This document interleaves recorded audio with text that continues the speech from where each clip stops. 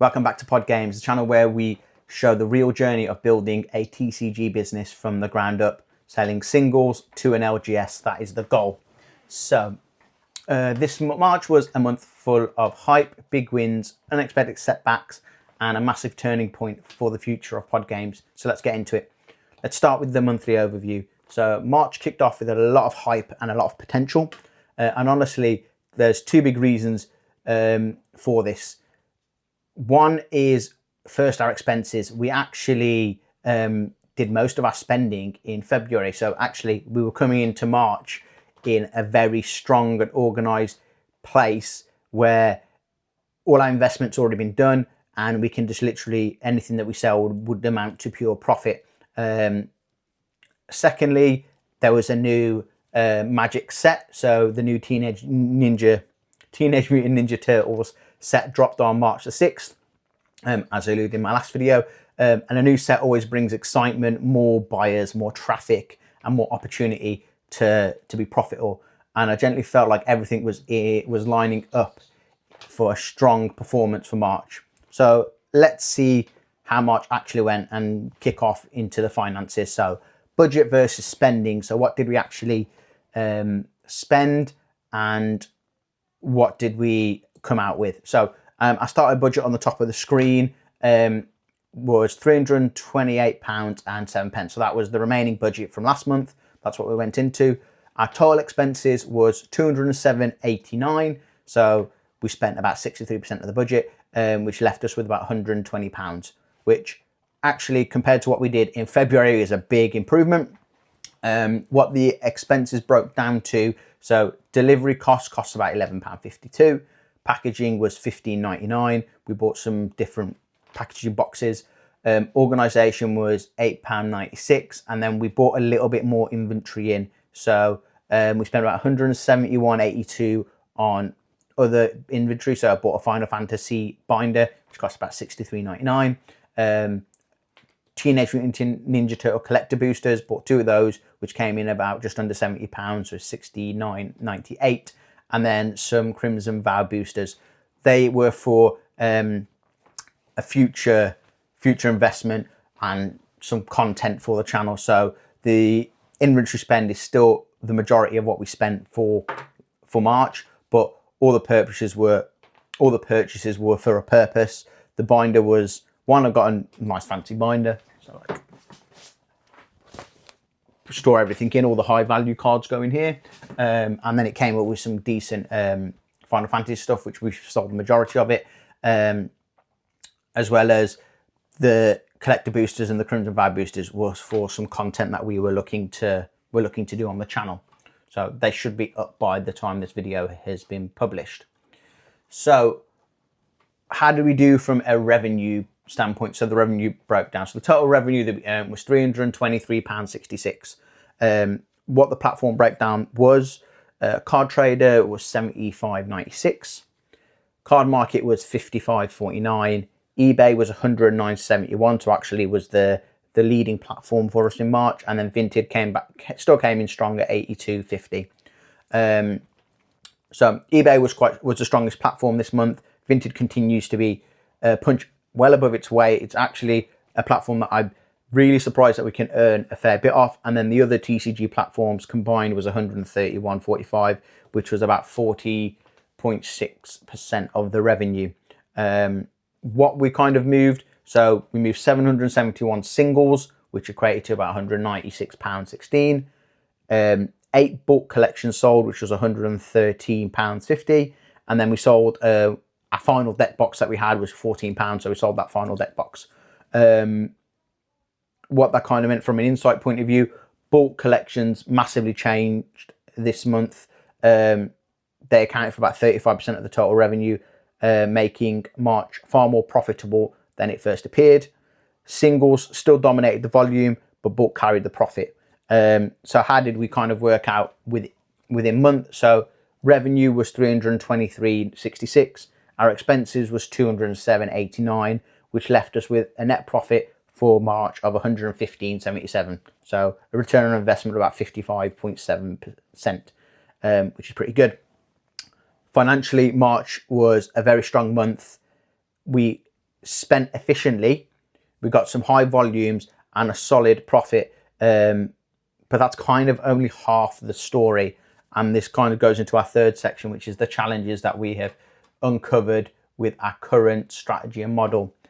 As good as our sales were, March exposed a major problem, and it's something that could limit pod games if it doesn't get addressed. So we're running into a bulk shortage issue. So selling singles and bulk collections is great, but without having a steady supply of bulk cards coming in, pod games is going to hit a ceiling fast, and it becomes unsustainable in the long term. So a strategy change is required. So I started researching into new ways to acquire sealed product and acquired large quantities of bulk. I looked on quite a few places online, looked on local stores, online marketplaces, wholesalers, anything that could supply me with a reasonable volume at a good cost. And I found 2 wholesale platforms. So I'm not going to name what those platforms are, but platform 1 had prices that were okay, but their catalog was a little bit small. They didn't have a much variety. They only had the newest sets, so which doesn't really help with any future plans that we want to do. Platform 2 had a huge catalog, but because the business has only been running for a short period of time, they had 2 requirements. Requirement 1, if you were trading for more than 6 months, a minimum spend of £500 plus the VAT. Or requirement 2, if you were a new startup, there is a minimum order of £1,000 plus VAT, which is a huge investment, which we are currently only been trading for approximately 3 months at this point, just under, or just over, sorry, which means I'd have to kind of heavily invest £1,000 into the business. It'd be 1,200 actually with the VAT to acquire a big bulk collection of sealed product from there. So right now, that's too big of an investment for where pod games is. So the wholesale angle isn't the right angle right now, and not yet anyway. Maybe for the future, if we ever get a online platform set up, maybe that's the way to go. But right now, it isn't the way to go. Then there was a glimmer of hope. We managed to find, through looking, a seller on Vinted was selling a huge amount of bulk Magic the Gathering cards for around £400. I'm like, this was perfect. It's exactly what pod games needed. It was going to keep us growing in the short term, hopefully to get us to that point where we can then pivot over to a wholesale platform. But yeah, I contacted the seller. We agreed on the sale, and he reserved the cards for me. And the plan was to drive. They were based in Cambridge, so it's going to be about a 3.5-hour drive from where I'm currently located to go and collect them, which seemed all great, and it looked like we managed to kind of get ourselves out of the weeds a little bit for the problem that we encountered. A couple of days before the trip, the seller messaged me saying that they had a family member had gone into hospital, and asked her delay. And I go, all right, fair enough, life happens. I rearranged another date for a couple of weeks' time. So the next day I could go would be about a couple of weeks later, which was the 26th of March. Now, because it's a long journey, and as you know, I've had a newborn, so sleep hasn't been the most reliable, and couldn't guarantee that I'll have decent sleep on the day. I couldn't make this journey alone. So between needing someone to travel with me, work commitments, and being completely sleep deprived, I kind of said to the seller that was the earliest date that I can go. The seller agreed and was happy to hold the cards until then. But right the night before the trip, I checked my messages, make sure that I had the address, and saw this message.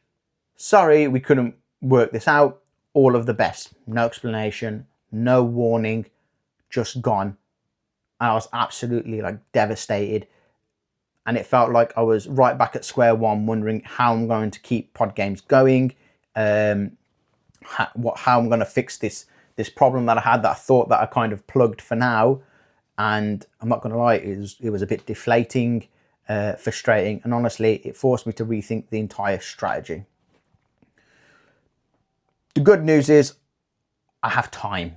Time is, I still have some cards I might have to scale back the amount of bulk that I'm selling and just focus on the single side. But I've got time to figure this out. So while we're working that out, and then we'll probably come in a subsequent video what the strategy change will be. Let's kind of see what happened new. So on a brighter note, we got the Crimson Vow and Teenage Mutant Ninja Turtle collector packs. I picked them up and started recording some short form content. So you'll have been seeing on the channel that there's been quite a lot more content and short form videos on there. So I appreciate all of the comments and the likes, and any feedback you can provide is great. I'm always looking to make them better. So I've uploaded a few videos towards the end of March, and you'll see them creeping in through April as well. And it felt great to get back into creating more consistent content. This is something I want to push harder in April, more shorts, more openings, and then more engagement. So that was the positives. And then something potentially look forward future into April. Obviously, there's a new set coming. As always, we love a new set. So Secrets of Strixhaven is coming out, and it's a highly anticipated set. So I'm actually really excited for that. But yeah, so that was just a quick rundown of March, a month of hype. It was some strong sales, unexpected setbacks, and a big reality check for the future of pod games. So yeah, got a lot of thinking to do. If you want to keep following the journey, support the channel, and see how this all unfolds, then make sure that you like, comment, and subscribe, and stick around for April's recap and see what we do. And thanks for joining the pod. And we're just getting started. See ya.